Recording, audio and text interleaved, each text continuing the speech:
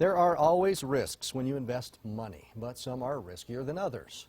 Eyewitness News reporter Natalie Shaver is here with us in the studio. Natalie, the Idaho Department of Finance released its annual list just before the holidays of top investor threats today. What are they? Right, Todd. The Department of Finance is urging investors to be cautious when approached with unsolicited investments, and chances are, if it sounds too good to be true, then it is. Be aware of financial products and frauds out there. The Idaho Department of Finance has identified the 5 most problematic products, practices, and schemes. Number 1, unregistered products or unlicensed salesmen. This is when someone without a valid license tries to pitch unregistered investments.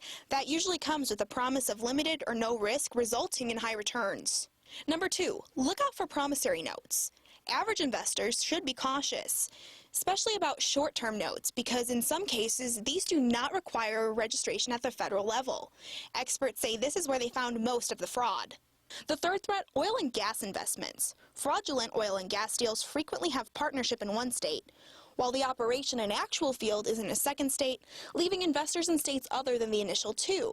As a result, there's less of a chance of an investor dropping by. This also makes it difficult to expose the fraud. The fourth threat to be cautious of, real estate-related investments.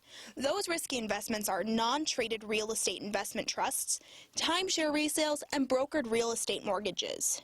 And finally, number 5. The Ponzi schemes, I think, have gotten a lot of national attention because of the Bernie Madoff Ponzi scheme.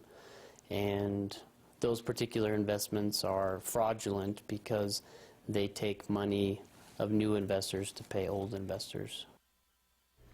Brian Nelson, the senior wealth advisor I spoke to, says the best way to avoid these types of threats is to ask questions. Make sure you understand the risks and what your financial goals are. Reporting live in the studio, I'm Natalie Shaver. And always read that little tiny print at the bottom that they hope you want to know overlook. exactly what you're investing in. Okay, Natalie, thank you for the heads up. The Department of Finance is part of the North American Securities Administrators Association.